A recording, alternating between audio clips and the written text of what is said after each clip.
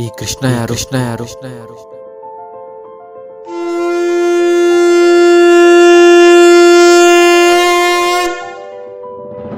ಸಾವಿರಾರು ವರ್ಷಗಳು ಕಳೆದರೂ ಸಹ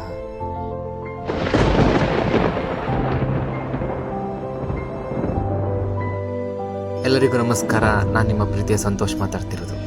ಕತೆಗಾಗಿ ಬಂದವ್ರಿಗೆ ಕುತೂಹಲ, ಭಕ್ತಿಗಾಗಿ ಬಂದವ್ರಿಗೆ ಒಂದೊಳ್ಳೆ ಭಾವನೆ, ಜ್ಞಾನಕ್ಕಾಗಿ ಬಂದವ್ರಿಗೆ ಬೆಳಕು.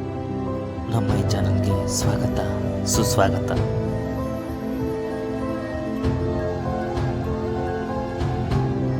ಇಲ್ಲಿ ಕೇವಲ ಕತೆಗಳನ್ನಷ್ಟೇ ಹೇಳೋದಿಲ್ಲ, ಸಾವಿರಾರು ವರ್ಷಗಳ ಹಿಂದಿನ ನಮ್ಮ ಸಂಸ್ಕೃತಿ, ಇತಿಹಾಸಗಳನ್ನು ಹೇಳುವ ಪ್ರಯತ್ನವನ್ನು ಮಾಡ್ತೇವೆ. ಬನ್ನಿ, ಮತ್ತೆ ತಡ ಕೃಷ್ಣ ಲೋಕಕ್ಕೆ ಪ್ರಯಾಣ ಆರಂಭಿಸೋಣ.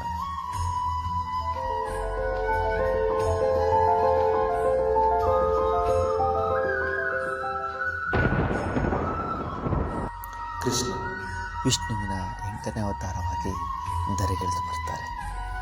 ಈ ಬೆಣ್ಣೆಚೂರನ್ನು ಅರ್ಥ ಮಾಡ್ಕೊಳ್ಳೋದು ಕೇವಲ ದೇವರನ್ನು ಅರ್ಥ ಮಾಡ್ಕೊಳ್ಳೋದಷ್ಟೇ ಅಲ್ಲ, ಜೀವನನ ಅರ್ಥ ಮಾಡ್ಕೊಳ್ಳೋದು.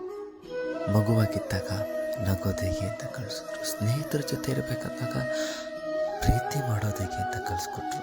ಹಾಗೆ ಶತ್ರುಗಳ ಎದುರುಗಡೆ ಇದ್ದಾಗ ಧೈರ್ಯ ಹೇಗೆ ಅನ್ನೋದು ಕಳಿಸ್ಕೊಟ್ರು. ಜೊತೆಗೆ ಯುದ್ಧ ಭೂಮಿಯಲ್ಲಿ ಧರ್ಮನ ಹೇಗೆ ಉಳಿಸೋದು ಅಂತ ಕಳಿಸ್ಕೊಟ್ರು.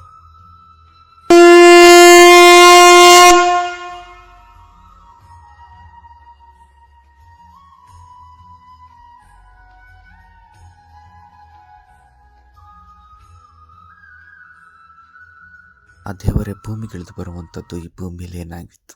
ಈ ಕಂಸ ಅಂದರೆ ಯಾರು? ಈ ವಾಸುದೇವ ಅಂದರೆ ಯಾರು? ಈ ದೇವಕಿ ಅಂದರೆ ಯಾರು? ಹಾಗೂ ಶ್ರೀಕೃಷ್ಣನ ಜನನ ಕಾರಾಗೃಹದಲ್ಲಿ ಆಗಲು ಕಾರಣವಾದರೂ ಏನು? ಇದನ್ನು ಮುಂದಿನ ಅಧ್ಯಾಯದಲ್ಲಿ ನೋಡೋಣ. ಇದು ಸಂಸ್ಕೃತಿಯ ಪ್ರಯಾಣ. ನಾನು ಮಾಡಿದ ವಿಡಿಯೋ ಏನಾದರೂ ನಿಮ್ಗೆ ಇಷ್ಟ ಆಗಿದ್ರೆ ಚಾನಲ್ಗೆ ಸಬ್ಸ್ಕ್ರೈಬ್ ಮಾಡಿ, ಹಾಗೂ ನಿಮ್ಮ ಕುಟುಂಬದವ್ರ ಜೊತೆಗೆ ಹಂಚಿಕೊಳ್ಳಿ. ನಾನು ನಿಮ್ಮ ಸಂತೋಷ್. ಮತ್ತೆ ಭೇಟಿಯಾಗೋಣ. ಶ್ರೀಕೃಷ್ಣ.